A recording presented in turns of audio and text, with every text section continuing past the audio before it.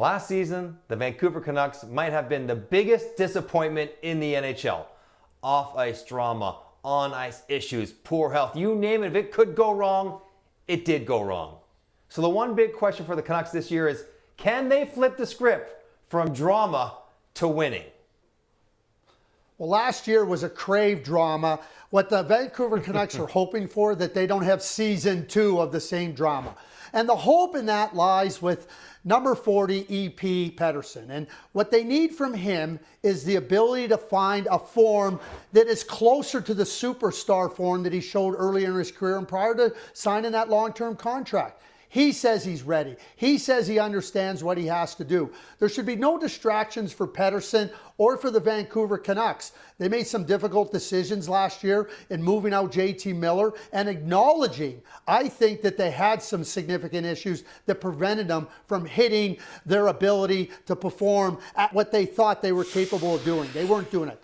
Demko, a healthy Demko comes back. They found out a lot about Lankinen.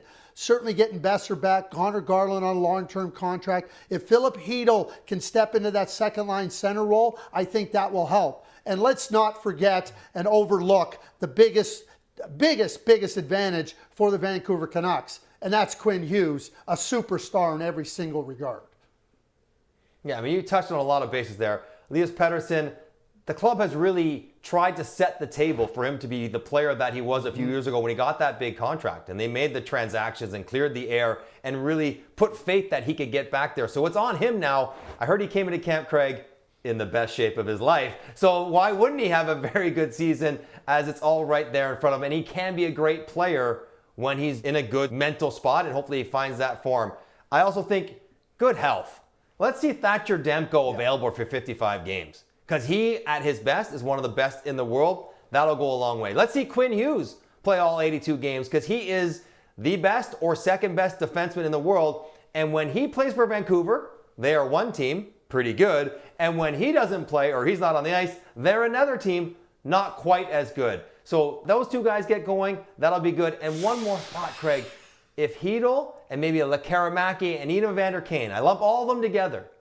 If two of those three players can have, by their standards, good offensive seasons, good to great offensive seasons, then Vancouver could be onto something where we're putting last year in the past, focusing on the promise of this year, and have a much better season.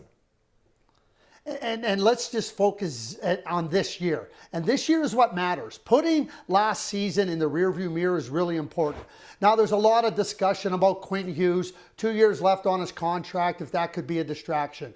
It's not going to be a distraction, because Quinn Hughes is focused in on helping this team. He's the captain.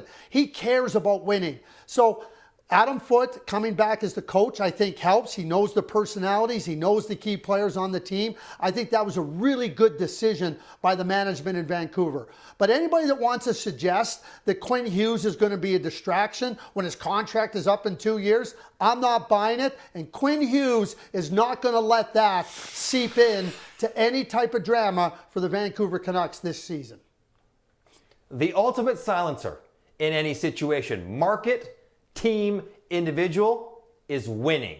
And so to get off to a good start would be really good for Vancouver, because it would stop all the Quinn Hughes conversations for at least another year. It would settle everything down and let them just focus on contending for the playoff spot, which they should be able to do if it goes well.